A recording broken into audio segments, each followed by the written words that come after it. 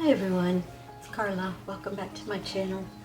Today I would like to do a very a general blank card. I posted it to one of the card groups on Facebook, and then after I created it, I ended up giving it to a friend for as a sympathy card because one of her friends lost her husband very recently.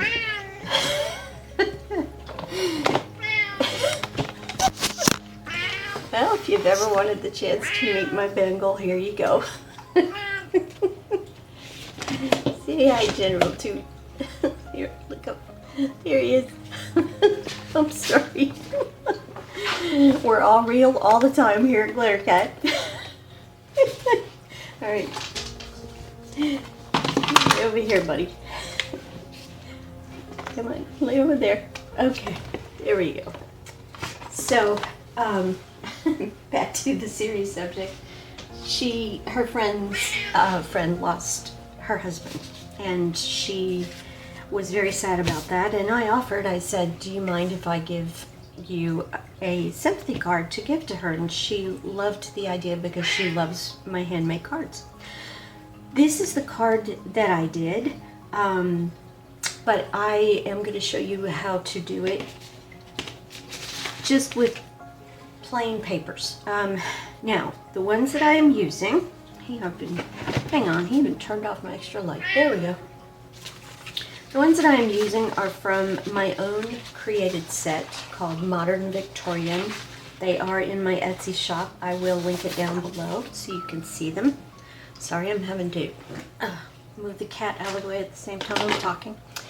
This is one of them, and this is the one that we will be using, except I resized it. If you've got a paint, just MS Paint, I'm not sure what brand Apple uses because I'm not an Apple user. I resized these down to 5x7, which is the size of the card we're going to be doing today. You can see the damask on that, which I throw damask into everything because I'm a frustrated Victorian at heart. This is a pattern that I resized up. Then you're going to need a piece of black, just plain old black cardstock. Then, careful of the glare, this is a sheet of gold metallic that I found on Amazon. So these are the dies that I will be using. These aren't 5x7. These measure this outside card, or the outside die here. It measures a cool A2. So if you have pre-made A2 cards and you want to cut a cover for it, this is your baby. It's perfect. And then as you can see, they get incrementally smaller. I've not measured it, but probably by, I don't know, a millimeter, maybe 2, all the way down to the tiny middle size where you could probably work in a sentiment. Then this is the other die that I love. I use this one quite a bit. I broke it into its constituent parts. This is one that we're going to use in one pattern. Then it also has another ring here that you could break off if you wanted. There you can see it, but I decided to leave it in because I liked it. So this will be done in the black damask that we saw. We're going to do the gold in this one. Okay. So 8.5 sheet of cardstock, 8.5 by 11. Put it lengthwise and then cut on the, well, again, I can't show you. Make sure the right edge of the card goes on your 7. So then this one needs to go on the 10 because this is the part you're going to fold in half, so you want each half to be 5 inches. So there we go with 10. And then the little piece we can throw away, or you can keep these. I've got tons of bags of them because sometimes they're good for little tiny, sentiment dies or whatever. So here we go. We have our 5.5, sorry, 5x7 cartridges. So we put the right side of the paper exactly on 5, this has a groove down the middle. Take a bone folder, or this one I got in my We Are Memory Keepers envelope punch board, and just lightly hit that groove. That's all a score is anyway. And if you can see, you've got a nice little groove. Now, the general rule is that when you have punched it inward, you fold it that way. Okay? Let's make sure I got it. I don't usually like to use these in a cutter because it just seems like they're not that accurate. So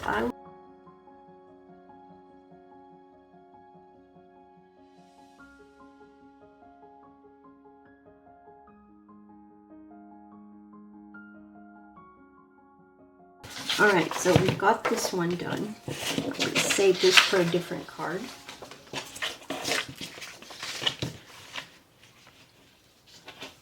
There we go. Got that. Now you can see it's a little short here. That's okay, because I'm going to use some ink on that to try to pull it in. And I'll show you some other little tricks, but right now what I'm going to do is chop this off before I go any farther with it. Okay, good. There we go. Make it into little pieces. So now that fits a little better. Yeah. But don't worry about it if it doesn't go all the way. Now, if you do want it to go all the way to the edge and you're a stickler for that kind of thing, take it to Staples and have it printed. I think it did that on mine because I just printed it on my inkjet. Laser printers, they will go all the way to the edge and they will make sure that you truly have the dimensions that you're looking for. All right, so let's show you first what we've got and how it's going to look.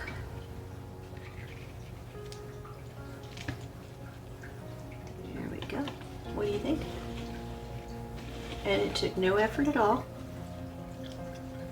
So now what I'm going to do inside this little one is use this die to cut out of this material.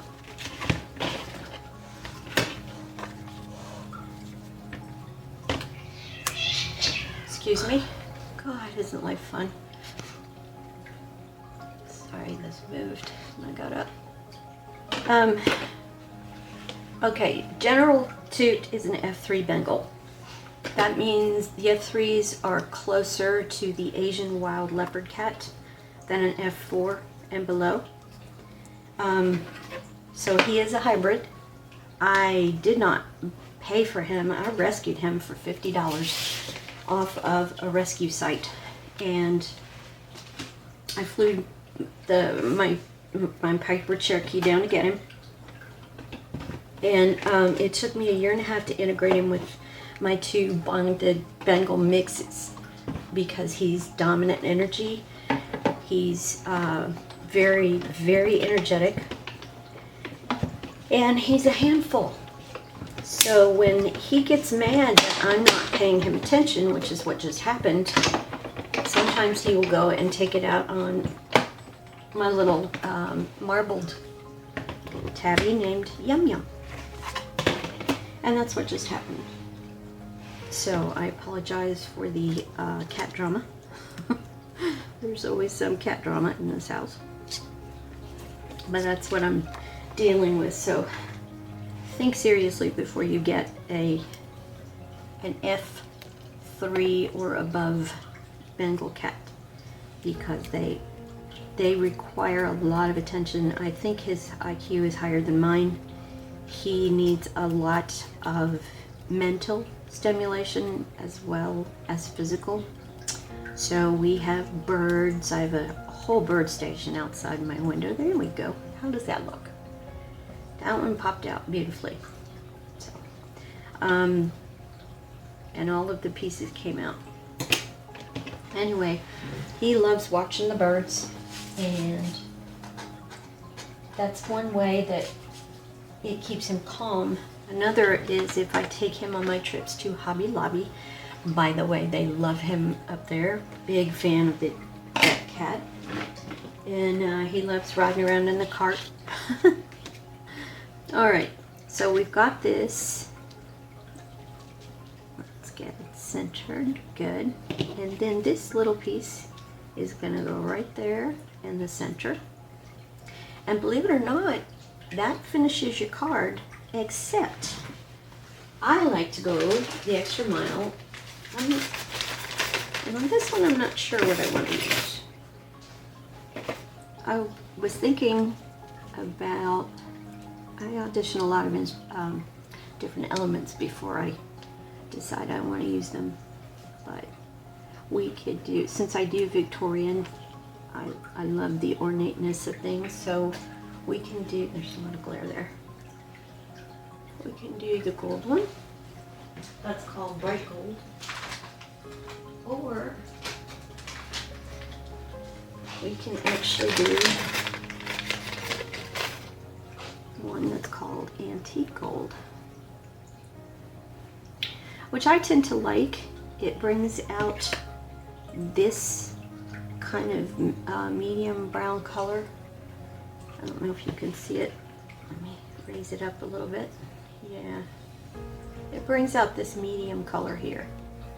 And it doesn't fight with the golds like this one is tend to do. So I think I'm gonna add some of these little, they're called metal book corners, and they also come in silver. So you can get them in all three colors, or you can just find them in the antique gold, which I tend, you just have to know what your style is and what your business eventually represents. It's all part of the brand. My brand is Victorian and vintage and very ornate, so these kinds of things fit my brand. So I'm going to put this together and then I will be back shortly. Make sure to get it centered. Okay, that didn't work. There we go.